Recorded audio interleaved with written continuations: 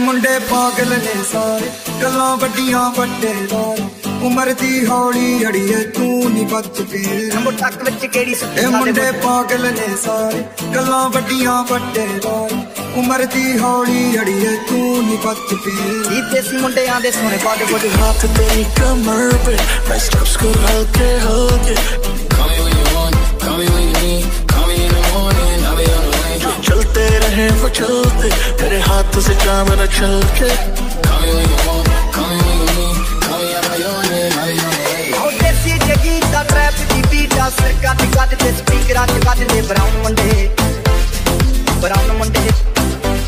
बदनाम करती ए ताना ते आखिर कारी बदनाम करती तारे ना ते आखिर कारी I got you, moonlight, you're my starlight. I need you all night. Come on, dance with me. I got my peaches out in Georgia, oh yeah shit. I get my weed from California, that's that shit. I took my chick up to the north, yeah, badass bitch. I get my light right from the source, yeah, that's it. Go!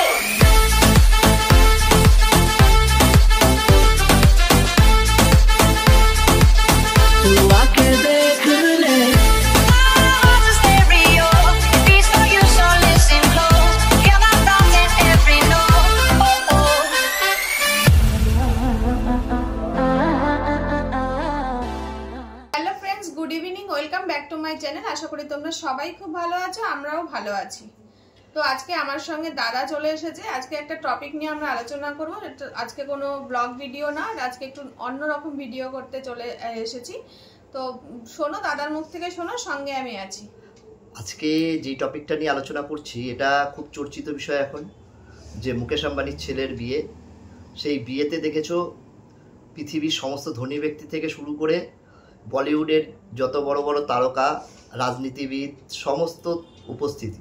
শুধু তাই না, ধর্মযাজক যারা আছেন তারা এসছে, যারা আমাদের আচার্য আছে তারা এসছে, শঙ্করাচার্যরা এসছেন। আচার অনুষ্ঠান মেনে, নিয়ম নিষ্ঠা মেনে, পুরো সনাতন ধর্মের যেরকম নিয়ম সেই নিয়ম মেনে বিবাহ অনুষ্ঠান হয়েছে। এই বিবাহ অনুষ্ঠানটা চলছে দীর্ঘ কয়েক মাস ধরে। তার কারণ হচ্ছে এই নিয়ে তৃতীয়বার হলো বিয়েটা কমপ্লিট হলো। তার আগে আপনারা দেখেছেন যে আরও দুটো অনুষ্ঠান ছিল তাদের, যেগুলো হয়ে থাকে। কিন্তু এর পেছনে আপনাদেরকে যেটা আমি বলতে চাইছি আজকে, তার কারণ হচ্ছে যে খরচ, বিশাল খরচ।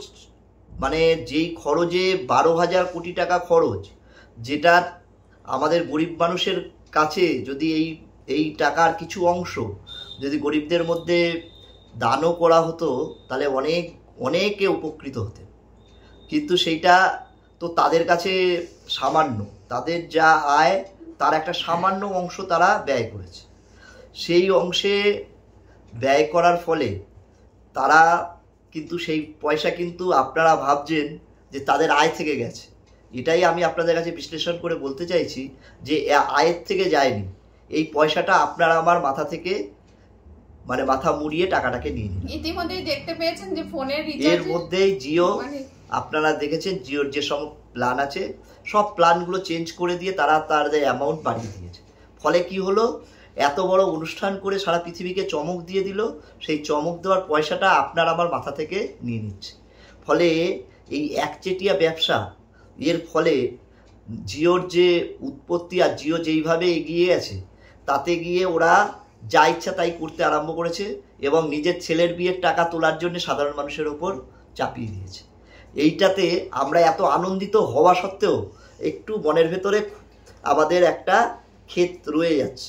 কারণ দেখুন, আমাদের ভালো লাগলো সনাতন ধর্মের নিয়ম অনুযায়ী ওনারা যে আচার অনুষ্ঠান করেছেন, সেই আচার অনুষ্ঠানে ভারতবর্ষের বিভিন্ন শঙ্করাচার্যরা উপস্থিত ছিল, তারপরে হচ্ছে প্রধানমন্ত্রী থেকে শুরু করে রাজনীতিবিদরা এসছে, দেশ বিদেশের থেকে ধনী ব্যক্তিরা এসছেন, সমস্ত কিছু নায়ক নায়িকা থেকে শুরু করে সবাই ওটাকে বেশ সেলিব্রেশন করেছে এবং নিয়ম নিষ্ঠা মেনে বিবাহ হয়েছে।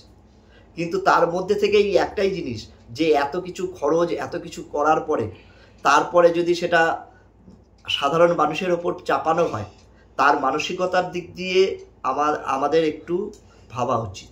আর আমি আরেকটা বিষয় এর সঙ্গে আলোচনা করতে চাই, যেটা আপনারা জানেন, নাম শুনেছেন, যে এই মুকেশ আম্বানি এখন আমাদের ভারতবর্ষের মধ্যে 1 নম্বর বিজনেসম্যান এবং 1 নম্বর শিল্পপতি। কিন্তু হলে কি হবে, আপনারা আরেকজনের নাম শুনেছেন, রতন টাটা।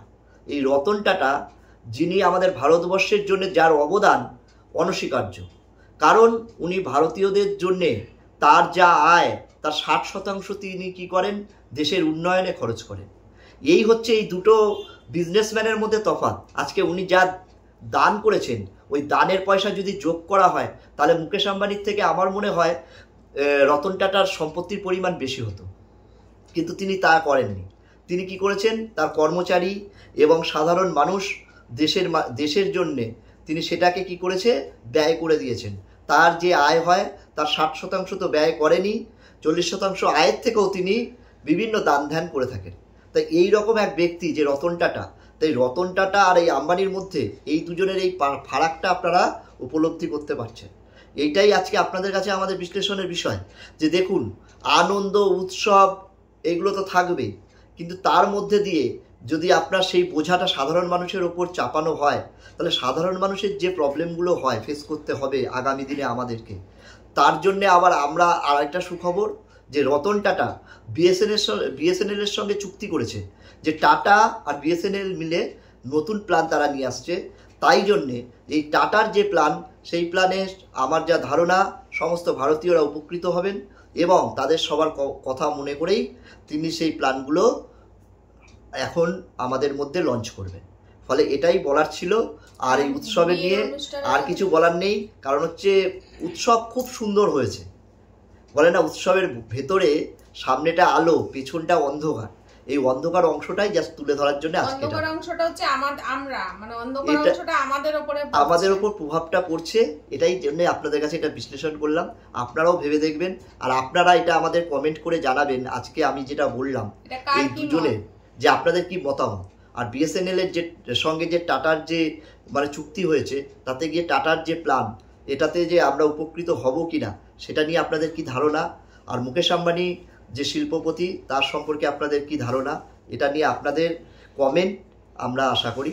আপনারা যেটা কমেন্ট দেবেন সেই উপর ভিত্তি করে আমরা পরবর্তী ভিডিও বানাবো। আর আমি একটা কথা বলি, দাদা 3 দিন ধরে কন্টিনিউ এই আম্বানির বিয়ে আর কি দেখে যাচ্ছে, ছেলের বিয়ে। তো আমিও দেখছি পাশে বসে বসে, আমারও খুব ভালো লাগছে। আমরা কি দেখি, মেয়েরা সচরাচর সাজ পোশাক, তাদের ড্রেস, তাদের সঙ্গে আমরা তো একদম মানে কি বলবো, মানে ভাষার বাইরে।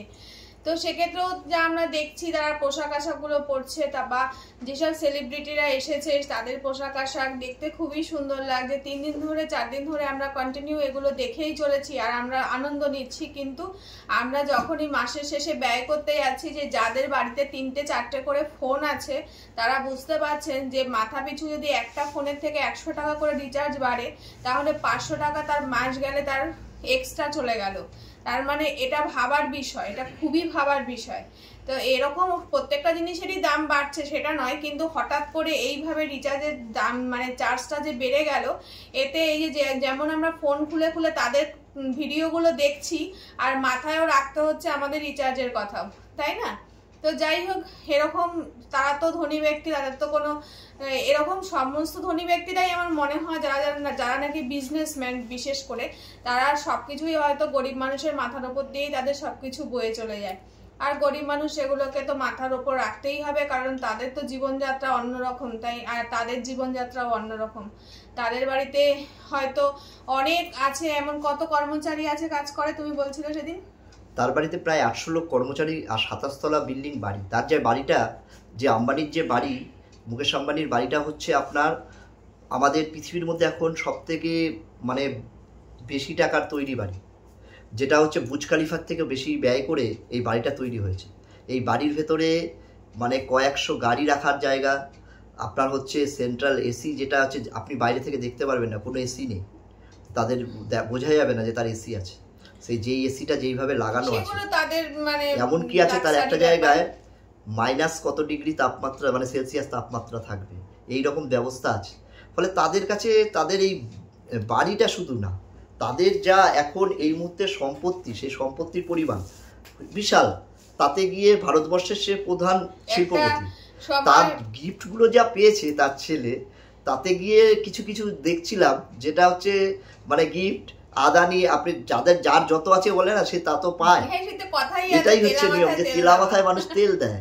আদানি তাকে দিয়েছে হচ্ছে একখানা বড় বাড়ি, যেই বাড়িটা মানে বাড়ি বলাটা ভুল, এটা আমরা বাংলায় যারা আছি তারা বাড়ি বলি, এটা বাংলো। সেটা হচ্ছে আপনার এখানে না, সেটা দুবাইতে একটা, যেখানে শাহরুখ খানের বাংলো আছে, সেইখানে ওনাকে একটা বাংলো দিয়েছে। আর হচ্ছে গাড়ি, যেই গাড়িটা হচ্ছে একজন হেলিকপ্টার গিফট করেছেন, একজন গিফট করেছেন হচ্ছেন আপনার হচ্ছে একটা লাক্সারি গাড়ি, যেই গাড়িটাতে মধ্যে সমস্ত কিছু ফ্যাসিলিটিস আছে। আর দাদা সারা দিন ধরে মোবাইলে এগুলো দেখছে, তাই আমি যে মানে যে যা জিনিস পেয়েছে, যে সমস্ত গিফটগুলো, সেইগুলো যদি শোনা যায় যে তাহলে আপনি মানে সেইগুলো যদি ইয়ে করেন, কয়েক হাজার কোটি টাকার গিফট পেয়েছে। কিন্তু তাদের বাড়িতে আবার এমনও আছে যারা এসছে, যেমন সেলিব্রিটিরা গেছে বা অন্যান্যরা, তাদেরকে রিটার্ন গিফটও দিয়েছে ওরা। সেই রিটার্ন গিফটের পরিমাণও অনেক, তারা খরচ যেমন করেছে তারা সেরকম পেয়েছেও। ফলে সেইটাই হচ্ছে তুলনা, সামঞ্জস্যটা ঠিক আছে, কিন্তু সামঞ্জস্য করতে গিয়ে হ্যাঁ হাতের ঘড়িটা, হ্যাঁ ও তো সেটা ওর একটা ফ্যাশন হচ্ছে, ও দামি ঘড়ি পরে, ও কয়েক হাজার মানে কোটি টাকা দামের ঘড়িগুলো, যেই ঘড়িগুলো ও পরে সব সময় ওনার ছেলের একটা ফ্যাশন হচ্ছে ঘড়ির ওপর, ঘড়িগুলো খুব দামি পরে। এবার অন্যান্য জিনিস তো দেখুন ওদের সবকিছুই দামি, কিন্তু তার মধ্যে ঘড়িটা ওর হচ্ছে আলাদা একটা ইয়ে আছে। আচ্ছা, এক একজনের এক একটা জিনিসের উপর বেশি, সেটার দামি পড়ার, সেটা তাদের ছেলেদের ব্যাপার, তো সবকিছুই মানে ওই সব নিয়ে আমাদের। ফলে এখানে ওই সামঞ্জস্যটা ঠিক আছে, সব দিক দিয়ে সামঞ্জস্য করেছে, কিন্তু একটা দিক দিয়েই খালি আক্ষেপ রয়ে গেল, যে জিওর সেই প্ল্যানটা, যেটা আমাদের এই মুহূর্তে দাঁড়িয়ে সবাইকে ভোগাচ্ছে, গরিব মানুষকে ভোগাবে, যে তাদের রিচার্জ প্ল্যানটা বাড়িয়ে দিয়েছে। এর বোঝাটা আমাদের ওপর দিয়ে পড়বে, এবং ওরা যেই টাকাটা খরচ করেছে তার 3 গুণ টাকা খুব শীঘ্রই তারা উপার্জন করবে।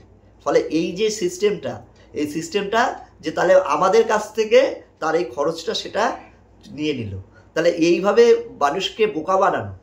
আমি আম্বানি যে শিল্পপতি, তাকে আমি সম্মান করি, তিনি আমাদের ভারতবর্ষে রয়েছেন, ভারতের এত বড় একটা শিল্পপতি, সেটা ভারতবর্ষের একটা নাম উজ্জ্বল করে।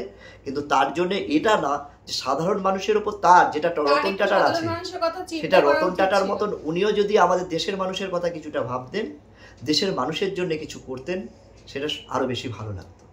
এই বলে আজকে আমরা ব্লগটা বড় করছি না, পরবর্তীকালে তোমাদের কমেন্টের উপর ভিত্তি করে আমরা আরেকটা ভিডিও করব।